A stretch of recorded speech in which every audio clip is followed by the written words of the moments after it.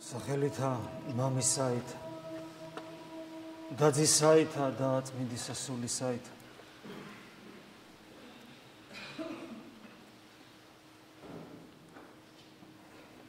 ადამიანი ხო ყველაფერს ეჩვევა. შეჩვევა მცუდი რამე იცის. შეჩვევა იცით რა იცის. ნებისმიერ სიწმინდეს გადაქელავს ადამიანი. არაფრად ჩააგდებს.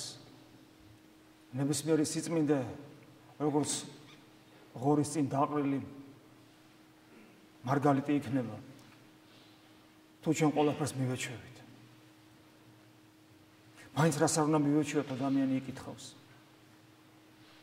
ჩვენ ყველაფერს ვეჩვევით თვით ქრისტიანობასაც და საკურთხეველსაც და ზიარებასაც და ლოცვასაც და იმასაც რომ ღმერთს მამას უწოდებთ, მაგრამ არათუ მხოლოდ ასეთ რამესთან მიჩვევა არ შეიძლება, არამედ არ შეიძლება მიჩვევა იმასთანაც კი, რომ შენ ადამიანი ქვია. არ შეიძლება საკუთარ ადამიანობას მიეჩვიო, იმიტომ რომ ადამიანობა ისეთი საიდუმლოებრივი რამ არის, ისეთი ამოუწურავი, ისეთი დიადი, ისეთი ღრმა, ისეთი ფაქიზი, ისეთი სიყვარულის დამტევნელი და მომცველი, იმდანაც ძვირფასი,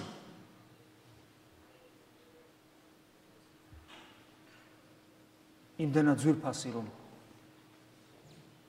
ჩვენ არ შეგვიძლია ამის გაგება ახმა დატევნა და რომ არ შეგვიძლია და აი ეს შეუძლებლობას როგორც კი დავინახავთ იმ წამსვე შეუძლებელია რომ შევეგუოთ.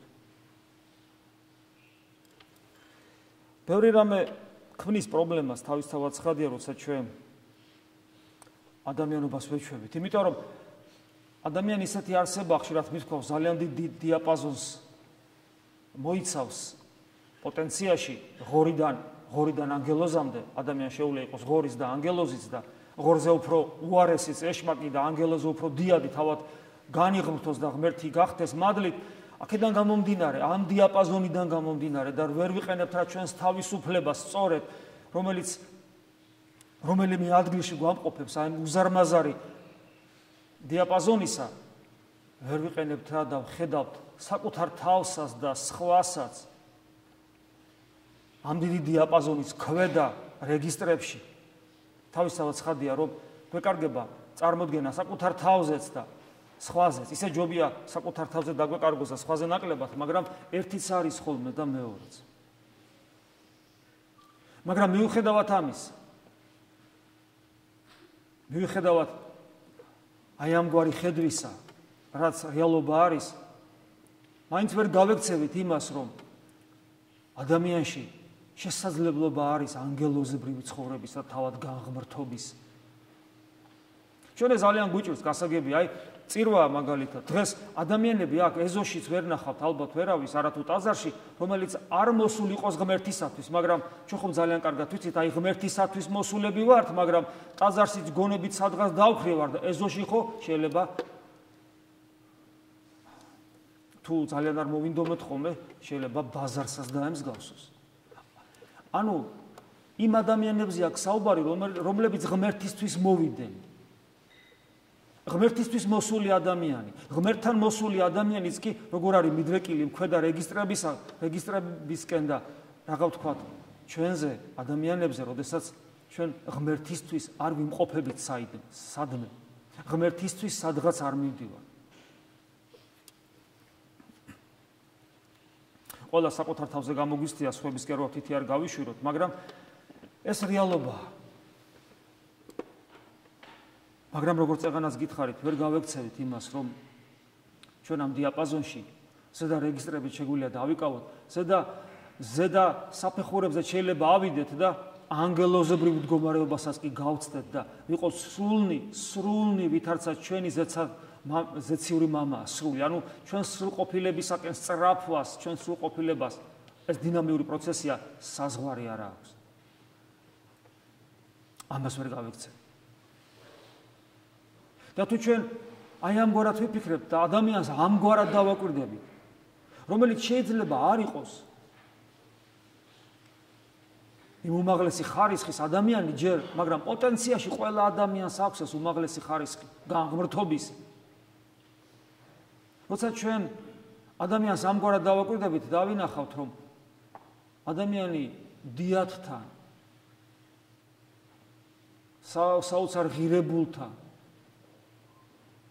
და საერთოდ იმ საოცრებასთან ერთად, რასაც ადამიანი ქვია, ადამიანი ძალიან საყვარელი არსება. ადამიანის სიყვარული შესაძლებელია.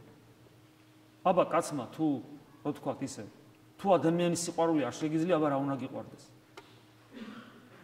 რა უნდა გიყვარდეს? ლეკვის სიყვარული ძალიან ადვილია. კაი კომფორტული ცხოვრების სიცოცხლე. წარმოგიდგენია თქვენ რომ სამშობლოს სიყვარული ძალიან გაიოლებული რომ არის დღეს. იმიტომ რომ სამშობლოს სიყვარულს რა მიყვარს სამშობლო. მეზობელს ვერ ვიტან, ნათესავს ვერ ვიტან, მეგობართან ცუდი ურთიერთობა მაქვს, თანამშრომლის დანახვა არ მინდა. სამშობლო სიცოცხლე მიყვარს. დღეს ყველაფერი გაიოლებული. რაღაც ისია ყველაფერი ეშმაკისაგან დახლართული, გადახლართული, რომ ყველაფერი დიადი ძალიან ადვილია. ქრისტიანობა ძალიან ადვილია. აბა გავიდეთ საქართველოში და ვიკითხოთ, ქრისტიანები ხარ, როგორ არა ვართ, მამა? და თუ ეტყვი რომ იცი ქრისტიანობა და განმარტებას დაუწყებ, შეურაცხყოფათაც კი იღებ ხოლმე როგორ ჩვენ, აბა ვინა ვარ? და ეს მხოლოდ იმიტომ, რომ სიღრმისეულად არ უფიქრდებით არაფერს და მათ შორის აი ამ დიადი ცნებების უკან დგომარე არსებულ რეალობებს, როგორიც არის ღმერთი, ქრისტიანობა, ეკლესია, საქართველოს, სამშობლო, აი ამ სიყვარული, მეგობრობა, სიცოცხლე, ღირსება, აი ამ ყველაფრის უკან რა დგას, რა რეალობები დგას ამ სიტყვების უკან, ამას არ უფიქრდებით. მარტო იმას უყურებთ, რაც ჩვენ თვალწინ არის, ფასადურად. ყველაფერი ფასადურია ჩვენთან. ფასადური ურთიერთობები, ფასადური სიყვარული, ფასადური სამშობლოსადმი ფასადური ერთგულება, ფასადური ქვეყანა, ყველაფერი ფასადურია. შიგნით რა არის? მაგრამ არ მოგვეცემა ჩვენ საშუალება აი ესე ფასადური სამყარო შევქნათ, გულხებ დაკრეფილები ვიყოთ და ვთქვათ, ყველაფერი კარგად არის, არ მოგვეცემა ამის საშუალება. არც იმის საშუალება მოგვეცემა, რომ ცრუ ილუზიები შევიქმნა და ცრუ ილუზიებიდან გამომდინარე ცრუ იმედები, აჟიტირებული იმედი როა. ყველაფერი კარგად იქნება, რა თქმა უნდა, აბა როგორ? ჩვენ ხომ მაგის ღირსები ვარ. არ მოგვეცემა ამის საშუალება. ჯერ ერთი ცხოვრება ამის საშუალებას არ იძლევა თუ გონიერება გვაქვს. სავსეა განსასწრებით, ჩასაფრებულია განსასწრებით, უსამართლობა ყოველ ნაბიჯზე. და ყოველ ნაბიჯზე შეიძლება უბრალოდ ამ ქვეყნიდან გახვიდე. დედამიწიდან ჩახვიდე.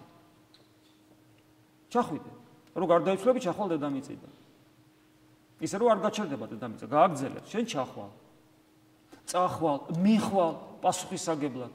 ეს ყოველ წამს შეიძლება მოხდეს თითოეული ჩვენთაგანისათვის. აი ყოველ წამს საღამომდეც კი შეიძლება ვერ გავტანოთ. ცუდია ესა? გააჩნია. ვისთვის ცუდია და ვისთვის კარგია. ცუდი როგორ შეიძლება ეს იყოს, როდესაც ესე შექმნა ღმერთმა სამყარო, ღმერთმა, რომელსაც სიყვარული ქვია. სიყვარულმა აი ესე შექმნა სამყარო, რომ ყოველ წამს შეიძლება დედამიწიდან ჩახვიდე, რადგან ეს ღმერთმა შექმნა. ამგვარი ჩვენი არსებობა. ესე იგი ეს კარგია. ნუ მოგვიტრიალდება ენა ჩვენს პირში და ნუ ვიტყვით, რომ ეს ცუდია, რომ უცებ შეიძლება აი ამ წამს, ან ერთი წუთის მერე დედამიწიდან ჩავიდე და წავსდგე მის წინაშე. ნუ ვიტყვით, რომ ეს ცუდია, იმიტომ რომ კრეხელობა იქნება ეს, იმიტომ რომ ესე შექმნა ღმერთმა ეს ქვეყანა და ქრისტე ჩვენი მაცხოვარი ხას უსვავს წმინდა წერილში სწორედ ამას, რომ რომელსა ყველაზე ძალიან არ მოელი, ქურდივით მოვა და წაგიყვან. თუ ღმერთმა წაგვიყვანა კიდე რა გუჭირს? პირიქით, ეს სასიხარულოც კი. რადგან ეს ღმერთმა შექმნა ამგვარი რეალობა, ეს ნიშნავს, რომ ეს რეალობა კარგია. და რადგან კარგია, უნდა გვახარებდეს და უნდა გვიხაროდეს და ჩვენ ეს არ გვიხარია.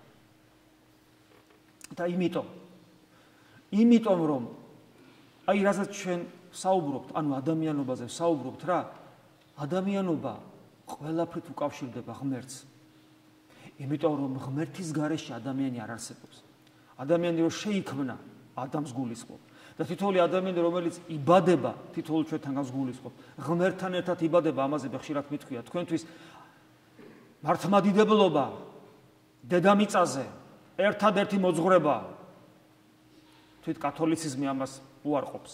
ერთადერთი მოძღვრება, კათოლიციზმი მეტაკლებად რო ახლოს დგას თითქოს, ფიქრობენ, რომელიც ამბობს, რომ მადლი, ანუ ცოცხალი ღმერთის ენერგია ჩვენში ყოველთვის არის დაბადებიდან. უпростоრად როცა ჩავისახები დედის წიაღში, მაშინვე ადამიანი ამის გარეშე არ არსებობს. მადლი ჩვენთვის შინაგანი მდგომარეობაა, მადლთან ყოფობა. იგი არ არის რაღაც გარეგანი. ამიტომ ჩვენი ადამიანობის რეალიზება, ჩვენი ადამიანობის სრულყოფა შესაძლებელია მხოლოდ და მხოლოდ მაშინ, როდესაც მე ჩემი პიროვნული არჩევანით ღმერთისაკენ გავიხედები. ჩვენ ვიცით ქრისტიანობა ეს რას ნიშნავს? ეს ნიშნავს იმას, რომ გავიხედო ადამიანად მოსული ღმერთისაკენ, ანუ ქრისტესკენ. ეს ამას ნიშნავს.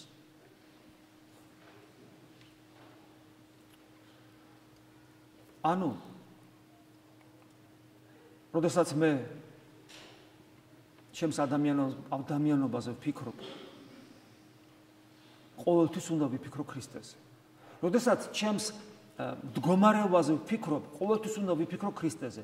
როდესაც ჩემს ბედზე, ხვედრზე, ამ ქვეყნიურ ცხოვრებაზე, წარსულზე, აწყოსა თუ მომავალზე ვფიქრობ, ყოველთვის უნდა ვიფიქრო ქრისტეზე. როდესაც ჩემს სიხარულსა, ბედნიერებასა თუ წუხილსა და ტრაგედიაზე ვფიქრობ, ყოველთვის უნდა ვფიქრობდე ქრისტეზე. იმიტომ რომ ქრისტეს გარეშე მე, ანუ ადამიანად მოსული ღმერთის გარეშე, მე ჩემი ადამიანობის რეალიზებას ვერ მოვახდენ რა ადამიანობის რეალიზებას ვერაფერს ვერ მივახცე. და იმ დიაპაზონში წეღარო გითხარით და ხშირად მithქვიეს ეს თქვენთვის იმ დიაპაზონში ძალიან ქვემოთ აღმოჩნდები. როგორც არ უნდა თავი მომწონდეს. იმიტომ რომ მე უარს ვამბობ ყველაზე მთავარზე რაც არის ჩემში, ღმერთზე. და ღმერთი არის ჩვენში. ყველაშია ის. ადამიანი ესე იბადება, მიუხედავად აღსარებლობისა და ეროვნებისა.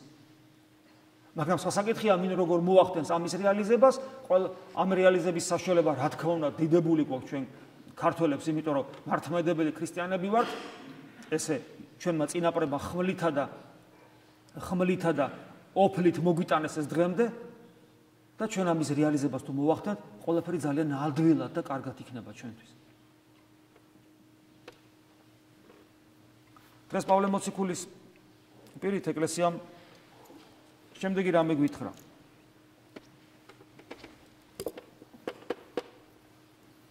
რომ თითოეულს კაცად მადლი მიეცა იმ ნიჭის შესაბამისად, ეს ეფესელთა მიმართ მეოთხე თავია, იმ ნიჭის შესაბამისად, რაც ქრისტემ მოგცა. ზოგს 1 ტალანტი ეძლევა, ზოგს 2 საწყის ეტაპზე, ზოგს 5. ჩვენ ეს ვიცით. ეს ადამიანის მომავალ ხვედრს არ განსაზღვრავს, როგორი ნიჭიერება მოგეცა. არ განსაზღვრავს, იმიტომ რომ ამას ღმერთი გაძლევს. მაგრამ აი ამ ტალანტის რაც მოგეცა გამრავლება, ხო თავისთავად ხედავთ, ჩვენ ვიცით, ჩვენზეა დამოკიდებული და ეს კი განსაზღვრავს. ანუ თითოეულ ადამიანს მიეცა ეს მადლი, მაგრამ რისთვის მიეცა? და რატომ მიეცა? ვიდრემდის მივიწივნეთ ყოველნი ერთობასა სარწმუნოებისას, ანუ ერთიანი სარწმუნოება, ხო? ერთიანი სწრაფვა ღვთისკენ და მეცნიერებას, ანუ ცოდნას, ანუ რისი ცოდნა? ანუ ჩვენი სარწმუნოების სიძლიერე რაში ვლინდება? მეცნიერება, ანუ ცოდნა ძისა ღმრთისასა. ძე ღმერთი, ანუ ღმერთი, შენი შემოქმედი უნდა იცოდე. ჩვენ ხო ვიცით, რომ ცოდნა ღმერთის ცოდნა მარადიული ცხოვრების საწინდარია. ღმერთის ცოდნა არ გულისხმობს ინტელექტუალურ ცოდნას ღვთისმეტყველებაში. ცოდნა ნიშნავს ცნობას. ცნობა ნიშნავს არა წესების შესრულებას ეკლესიაში, ან შენს სუბიექტურ ფიქრებსა და განზრახვებს მხოლოდ ღმერთზე, არამედ პირად ნაცნობობას, პიროვნულ ურთიერთობას სამყაროს შემოქმედთან. გესმით სიღრმეს, ეხლა მე რო გითხრა შენ, თქვა მეგობარი ყავს 20 წლის, ან მეუღლე ყავს. შენ მეუღლე ძალიან კარგად იცნობ? თუ უგუნური ხარ, იტყვი, აფიცნობა არ ვიცნობ, ხოლო თუ გონიერი ადამიანი ხარ, ჩაფიქრდები და იტყვი, არა, ჯერ მე ბოლომდე მას ვერ ვიცნობ. თუ რას უფრო მეტად მიუახლოვდები ადამიანს პიროვნულად, უფრო მეტად აღმოაჩენ, რადგან საიდუმლოებასთან აქვს საქმე, თელ სამყაროსთან, რომლის გაცნობა ესე იოლი სულაც არ არის. და თან ეს ორმხრივი პროცესია. შენც უნდა გინდოდეს, რომ გაიცნო ის და მასაც უნდა უნდოდეს გაგიცნოს შენ. შენც უნდა იყოს მზად გაიხსნა მისთვის, ისიც უნდა მზად იყოს გაიხსნას პიროვნულად შენთვის. ხედავთ რა მხელა პირობა და როცა ეს პირობები სრულყოფილად იქნება შესრულებული, მაინც მთელი ცხოვრება შეიძლება დაჭირდეს და ადამიანი ბოლომდე ვერ გაიცნო. თუნდაც მხოლოდ იმიტომ, რომ შენ კი უნდა გაიხსნა მისთვის, მაგრამ საკუთარ თავს შენ თვითონაც კი არ იცნობ და რაც არ იცი, როგორ უნდა გახსნა. ხედავთ რა ღრმა სულიერი ურთიერთობაა საჭირო ორ ადამიანს შორის, თუნდაც ცოლ-ქმარს შორის ან მეგობრებს შორის, რომ მათ ერთმანეთი გაიცნო. როდესაც საუბარია ღმერთის გაცნობაზე, ანუ იცოდე ღმერთი ნიშნავს იცნობდე მას პიროვნულად, ხომ გესმით, რომ მხოლოდ უგუნურს შეუძლია თქვას, რომ კი კაცო, მე ღმერთი ვიცნობ, ღმერთს ვიცნობ, სხვათა შორის ისინი ვინც ასე საუბრობდნენ, რომ მე ღმერთს ვიცნობ როგორც საკუთარ თავს, ისინი ეკლესიამ ერესიარხებად შერაცხა და რომ მათი მოძრობა როგორც წვალებლური და თვითონ ამ წვალებლობის ავტორნი განკვეთა ეკლესიიდან. არავის თავში არ მოგვივიდეს ეს აზრით, რომ ჩვენ უკვე ყველაფერი ამ ხრივ კარგად გვაქვს, ჩვენ ვიცნობ, არაფერსაც არ ვიცნობ. ადამიანი იტყვის ღვთისმეტყველებაში განათლებული, რა თქმა უნდა, რომ კი, მაგრამ ღმერთი ხო ადამიანად მოვიდა, ანუ იგი მოვიდა, გვასწავლა ჩვენ მას მის ხორცსა და სისხლს ვეზიარებით, ამიტომ ეს ძალიან ადვილია. ადვილია? მეეჭვება, იმიტომ რომ იქვე პავლე მოციქული ამბობს, რომ ესე იგი რომ მივიწინოთ რასარწმუნოებას, მეცნიერებასა, ძის ღვთისას, ანუ ძე ღმერთზე საუბრობს, რომელიც ჩვენი შემოქმედია უშუალოდ, შემდეგ ესეთ რამეს აგზელებს, ესე აგზელებს. მამაკაცად სრულად, იმიტომ რომ ღმერთმა მამაკაცებრივი ბუნება მიიღო. კაცებრივი და კონკრეტულად მამაკაცის ბუნება მიიღო. ამიტომ ამ შემთხვევაში მამაკაცში კონკრეტულად ქრისტეს ბუნება კი იგულისხმება, მაგრამ ზოგადად თუ განვაზოგადებთ, კაცი, ანუ ზოგადად ადამიანი იგულისხმება. მამაკაცი, დედაკაცი, ანუ კაცი ადამიანი, ეს ძველი ქართული ფორმა ადამიანისა, ამ შემთხვევაში მამაკაცი წერია, იმიტომ რომ ქრისტემ მამაკაცის ბუნება მიიღო, მაგრამ ადამიანის ბუნება იგულისხმება. და ესეთ რამეს გვეუბნება, მეცნიერებასა, ძის ღმრთისასა, მამაკაცად სრულად საზომად ისა სავსებისამის ქრისტესა. საზომად ჰასაკი მამაკაცად სრულად საზომად ჰასაკისა სავსებისამის ქრისტესა. ჩვენ ენაზე უფრო თანამედროვე ქართულ ენაზე რო ვთქვათ, ეს ნიშნავს, რომ ჩვენი სრულყოფილების ნიშნული არის მაცხოვარი, ადამიანად მოსული ღმერთი. ანუ ქრისტეს უნდა ემსგავსებოდე, ისეთი უნდა იყო, როგორიც იყო ქრისტე. ჩვენ ხშირად საუბრობთ, თუ როგორ შეიძლება ეს გაკეთდეს. ჩვენ ერთგვარი დევიზიც გვაქვს, ხო? არც ერთი წამი ქრისტეს გარეშე.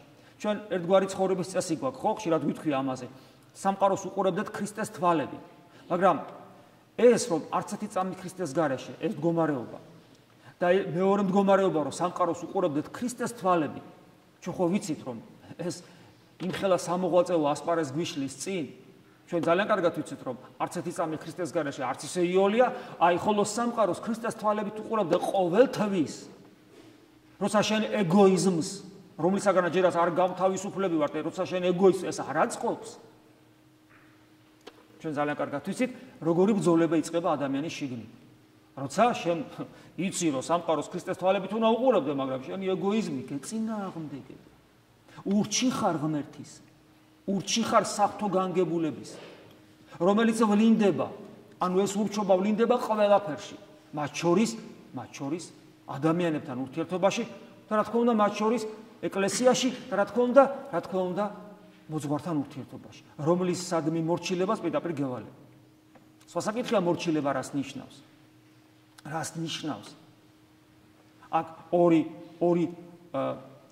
ორი სიმახინჯე არსებობს. ერთი სიმახინჯე, როდესაც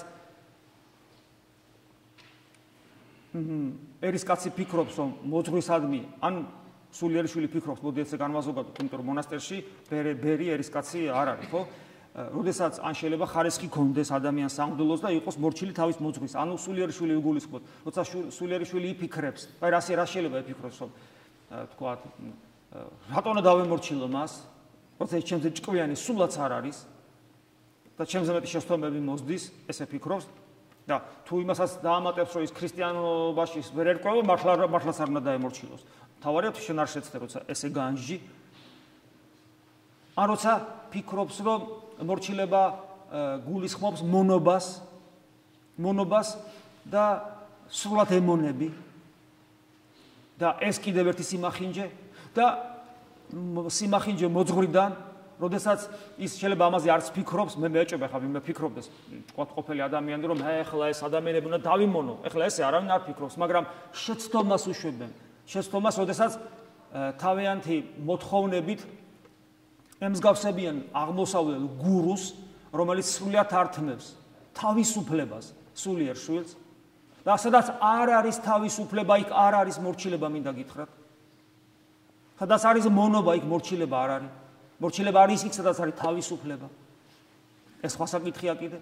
ანუ ეს სიმახინჯე რეალურად არსებობს, მაგრამ სწორ შემთხვევაში აუცილებელია, იმიტომ რომ ყველაზე მეტად ქრისტიანობა ის რაც წერია წმინდა წერილში და წერილებში წმინდა მამათა მოძღვრებაში ის რაც გვეძლება ღვთისმსახურების დროს ის რაც გვეძლება ლოცვების აღვლენის დროს რაც გვეძლება მადლთან ურთიერთობაში ყველაზე ადვილად ცოცხლდება მოძღვართან ურთიერთობაში იმიტომ რომ მოძღვარი ამ შემთხვევაში არის სახე, ხატი ქრისტესი. უფალი პირდაპირ ამბობს, მოციქულებს როგორ მიმართავს გახსოვთ, ვინც თქვენი ისმინა, ჩემი ისმინა. ხოლო ვინც თქვენ სიტყვებს არ მიიღებს, ჩემ სიტყვებს არ მიიღებს. ახლა ამ კუთხით თუ შევხედავთ ჩვენს მდგომარეობას, საქართველოს მდგომარეობას, რა თქმა უნდა, კითხვა აღარ გაუჩნდება არავის აბსოლუტურად. რატომ ვართ ცუდად? იმიტომ რომ ჩვენი მოძღვარი არის ჩვენი პატრიარქი. რამდენ ადამიანს აქვს წაკითხული მისი ეპისტოლეები ბოლო წლების განმავლობაში თუნდაც და რამდენი ცდილობს მის აღსრულებას.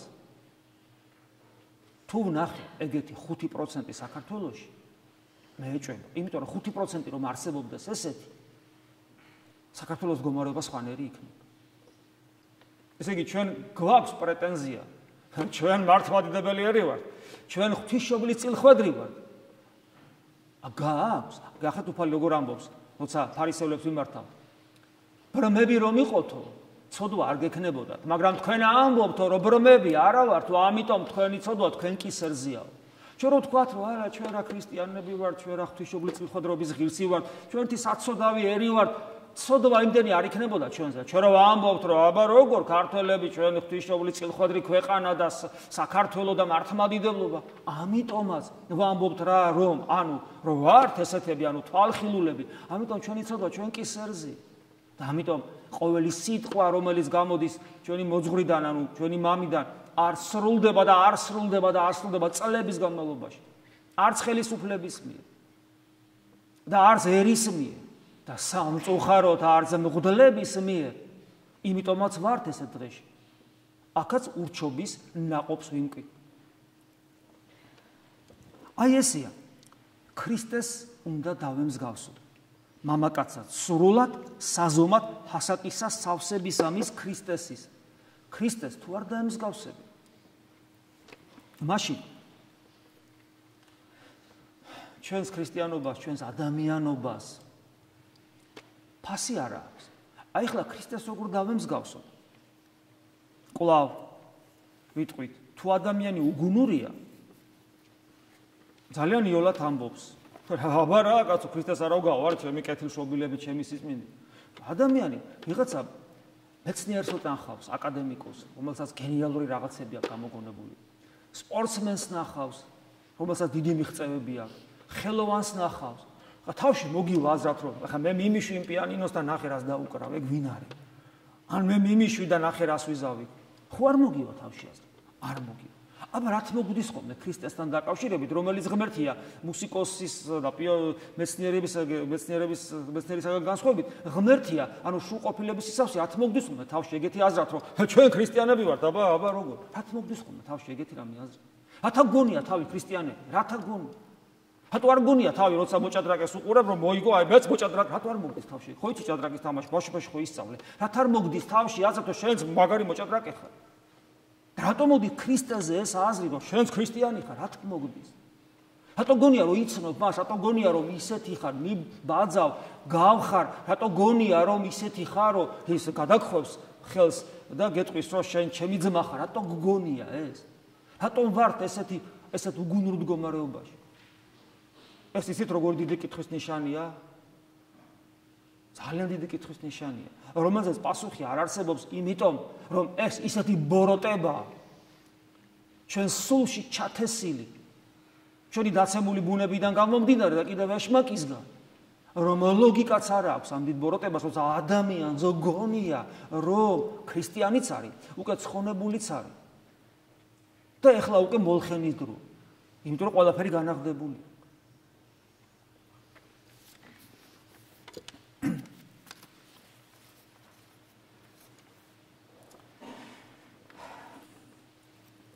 ეხლა ქრისტე როგორია? ეხლა ხო ხვდებით, რომ მე ხო მთელი ამდენიმე საათიდან, თუნდაც 24 საათი რომ აქედან არ ჩამოვიდე და თქვენ გამიძლოთ, ვერ ამოვწურავთ ქრისტე როგორია. თუმცა ჩვენ ყოველთვის რო საუბრობთ ერთმანეთს, განამთემებზე არ ვსაუბრობ. ოდესმე გვისაუბრია რაიმეზე, სადაც ქრისტე არ იგულისხმებოდა? ყველგან და ყოველთვის განა ქრისტე არ იგულისხმება? ან როცა აქედან ჩამოვდივარ, როცა ჩვენ ვსაუბრობთ, ხანდახან თითქოს განყენებულ თემაზე, განა ქრისტე ყოველთვის არ იგულისხმება? და თქვენ შორის როცა ერთმანეთში გაქვთ ურთიერთობა, მე ქრისტიანებს გულისხმობ, თუნდაც რაღაც სხვა რამეზე ისაუბროთ. განა ქრისტე არ უნდა იგულისხმებოდეს? ყოველთვის? როგორია ქრისტე? აი ერთ-ერთი რაც ჩვენ შეგვიძლია, ერთი შტრიხი მაცხოვრის. ერთი მარტო. დღევანდელ სახარებაში ესეც. დღევანდელ რა საოცარია, ყოველთვის ქადაგებისას შეიძლება მოძღვარი დაეყრდნოს სახარებას. არა მთლიანად, არამედ იმ საკითხავებს და წმინდა წერილის იმ საკითხავებს, რომელიც წირვაზე იქნა აღმოკითხული. ეს და შეეხოს ძალიან სიღრმისეულ თემებს. ეს ისეთ რას ნიშნავს? ეს ნიშნავს იმას, რომ ყოველი გვერდი წმინდა წერილის ისეთ სიღრმეებს შეიცავს, რომლის ამოწურვა არის შეუძლებელი. და ღვთისმსახურება, რომელიც აგებულია წმინდა წერილზე, იმ საკითხავებზე, რომელიც სული წმინდის მიერ არის დაბეჭდილი და არსებული, წარმოიდგინეთ, რა სიღრმეებში შეიძლება ჩვენი შეყვანა, შეუძლია ჩვენი შეყვანა. როგორ შეგვიძლია ჩვენ ყველანი ამით აღვიზარდოთ და როგორ არ უნდა ვტოვებდეთ არც ერთ დღეს, რომ წმინდა წერილთან შეხება არ გქონდეს. და როგორ გაფაციცებით უნდა უსმენდეთ, რაც იკითხება აქ, იგალობება და მათ შორის რაც წმინდა წერილიდან არის აღმოკითხული. ამას იმიტომ უსვამ ხას, რომ ჩვენ ვიცით ახლა პრაქტიკულად, მე ამის გამოცდების ჩატარებას არ დავიწყებ, მაგრამ ძალიან ნამდვილი გასაკეთებელი იქნება, ყველა დავწუნდებით. წირვის მერე გამოვალებ, დავდგები და რო ვიკითხო, აბა სახარებაში რა წავიკითხე დღეს, 80% პასუხს ვერ გამცემს. სახარებაში რა იქნა ამოკითხული. ეს ესე ხდება. იმიტომ რომ ჩვენი გონება ძალიან სუსტია. ჩვენ შეიძლება ძალიან მაგარი ვიყოთ სხვა სფეროებში, მაგრამ როგორც კი ჩვენი გონების გამოყენებას უკვე ვცდილობთ იმ საქმეში, რისთვისაც ღმერთმა გონება მოგცა, იქ აღმოჩნდებით, რომ სუსტია. ვერ ვიყენებთ, გონება გვიყენებს ჩვენ, თავის ჭკუაზე გვატარებს, მაგრამ ჩვენ გონებას ვერ ვიყენებთ. ამიტომაც არის, რომ აი სახარება ხო, ან თავარია ხო, რაც ბევრი რამე წავიკითხეთ, იმისათვის რომ აღსრულებული იყო უდიდესი საიდუმლოება, რომ ცა და ზეცა და მიწა შეერთებულიყო, მაგრამ ეს ბევრი რამე წავიკითხეთ, აი სანამ ეს უდიდესი საიდუმლოება აღასრულებოდა, ამ წაკითხულებს შორის ყველაზე აღმატებული სახარება გავალთ გარე და 80%-ს ან მეტსაც არ ეხსოვნება, ან არ ეცოდინება რა წავიკითხეთ. ფოტოშორის აი დღეს ესეთი რამეც წავიკითხეთ, რომ როცა ხსნელი მოვიდოდა, წინასწარმეტყველებაც ესეთი იყო, ხსნელი მოვიდოდა. ერი, რომელიც სხდა ბნელსა, ერში გულისხმობა ყოველი მთელი სამყარო. კონკრეტულად ებრაელი და ერი და მთელი სამყარო, თითოეული ადამიანი. სიბნელე, სულიერ სიბნელეზეა საუბარი, თორემ მზე უკვე დიდი ხანია, ხო, 1000 წლეული ამოდის და ჩადის. სიბნელე. ერი რომელიც ხდა ბნელს აშინა, იხილა ნათელი დიდი. ხო, აი სულიერად დამძიმებული სამყარო, უსამართლო სამყარო, უსინდისო სამყარო. ღმერთისაგან ზურგშექცევით მდგარი სამყარო. გარყვნილებაში ჩაძირული სამყარო. სიბნელეში იმყოფება. და იხილა ნათელი დიდი. რომელიც ხდეს სოფელსა და აჩრდილთა სიკვდილისათ, იმიტომ რომ ეს ყველაფერი სიბნელე, სიკვდილის სურნელებას ატრიალებს სამყაროში. და აი ამ ყოველს ანუ ამ ესეთ ერს ანუ მთელ სამყაროს ნათელი აღმოუწყინდა. ნათელი აღმოუწყინდა მათ. ათასახარების მეოთხე თავია ეს. აქ ლაპარაკია მაცხოვრის მოსვლას. ახლა ნახეთ რა საოცრებაა. ჩვენ როდესაც საუბრობთ სამყაროში არსებულ პრობლემებზე და როდესაც ჩვენ გვინდა რომ ეს ჩამოწოლილი ეს ჯანღი და ეს სუდი რაც არის მოვიცილოთ და განათლდეს ყველაფერი, რა წარმოგვიდგენია ხოლმე, საინტერესოა. რა წარმოვიდგეთ? აი საქართველოს მდგომარეობა გვაწუხებს, შეიძლება ქართულ კაცს საქართველოს მდგომარეობა არ აწუხებს. და გვინდა რომ უხერთი ამოვისუნთქოთ და რაღაც რა წარმოგვიდგენია ხოლმე, საინტერესოა. ბევრი რამე წარმოგვიდგენია თავისთავად ცხადია. მაგრამ უპირატესი რას ენიჭება თორე? როქშია და წყურია და უსამართლობასო ხედავთ, ეს თავისთავად ცხადია, ცუდია. და უზნეობის გამრავლებას, ეს საშინელებაა, მაგრამ უპირატესი რა არის? აი მაგალითად, როდესაც საუბარია ნათელი აღმოუწყინდაო, მაცხოვრის მოვლენებაზეა საუბარი. ნახეთ ეს ნათელი, ანუ თავად მაცხოვარი. იყო ნათელი სოფელ საშინა, გახსოვთ ივანე მოციქულის. რომელზეც შემდეგ ივანე ამბობს, რომ სოფელმა ვერ იცნა ეს ნათელი, რომელიც მივიდა მასთან. სოფელი მის მიერ შეიქმნა, ანუ ქრისტეზეა საუბარი და სოფელმა თავისიანებთან მოვიდა, რა საოცარი სიტყვებია, ღმერთი მოდის თავისიანებთან. და სოფელმა არ მიიღო, მოვკალით. აი ამ უფალზე საუბარი არის ზუსტად აი აქ, რომ მოვიდა უფალი და ეს ნათელი მოვიდა, დიდი ნათელი და ნახეთ ეს ნათელი როგორ იქცება, ანუ მაცხოვარი როგორ იქცება. იოანე ნათლისმცემელი დაიჭირეს. ეს ყველაზე წმინდა ადამიანი, როგორც უფალი ამბობს დედამიწაზე და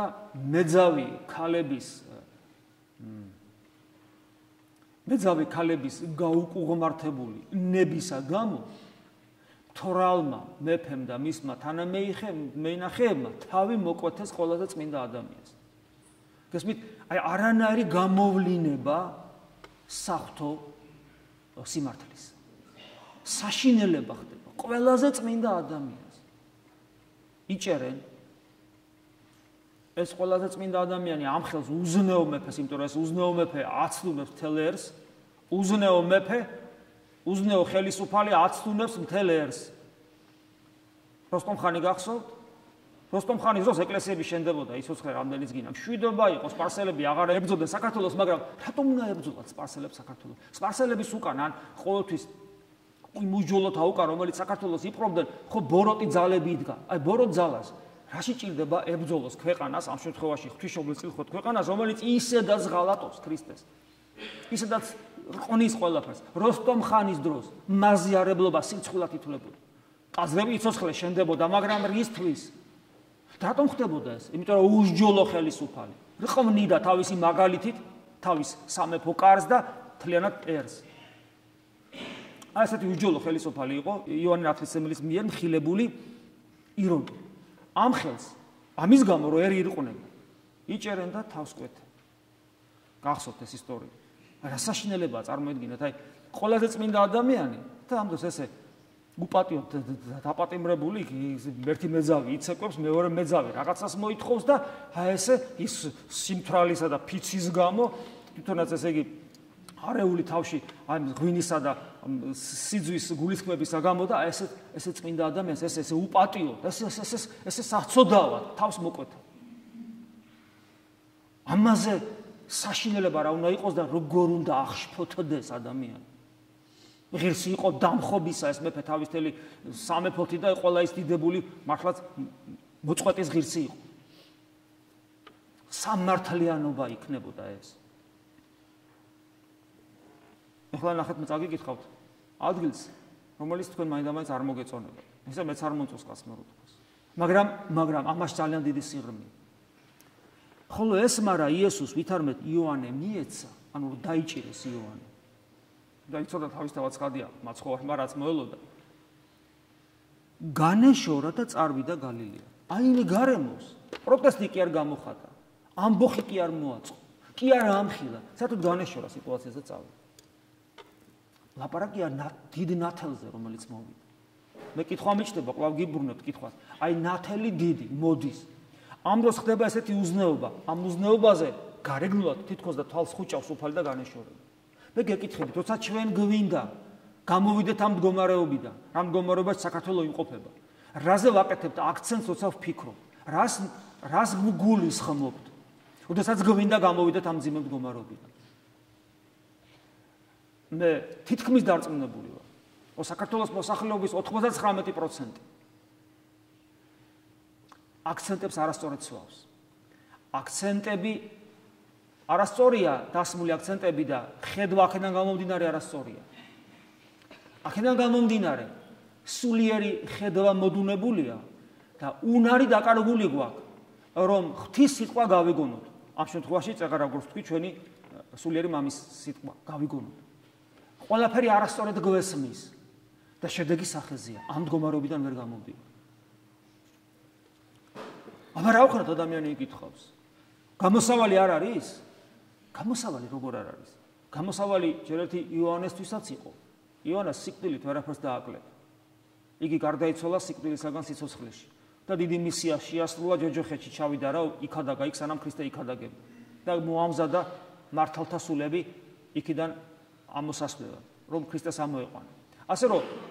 ასე რომ გამოსავალი ყველაფერშია. ადამიანის ფიზიკური მოკლდებით და ქვეყანაზე თითქოს და უსამართლობის დროებით გამარჯვებით იმ პერსპექტივაში რომელსაკენაც მივისწრაფით რამე კი არ იცვლება, მაგრამ აი ჩვენი გამოსავალი რაშია?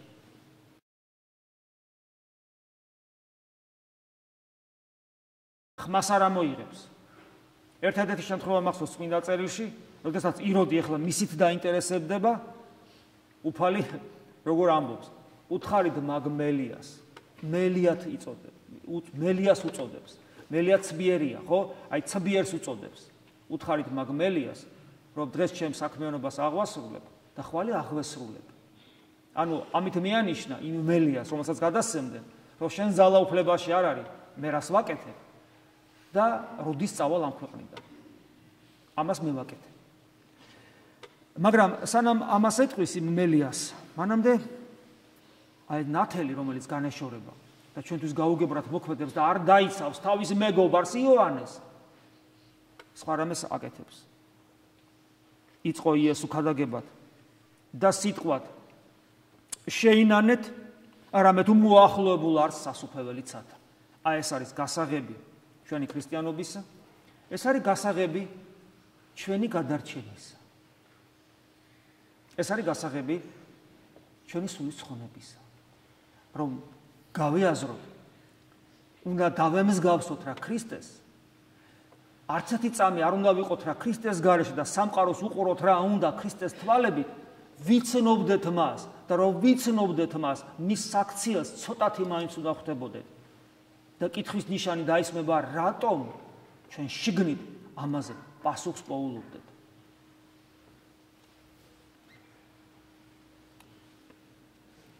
ჩვენ ყველაფერი დავიწყეთ საუბარი საიდან? ჩვენი ადამიანობიდან.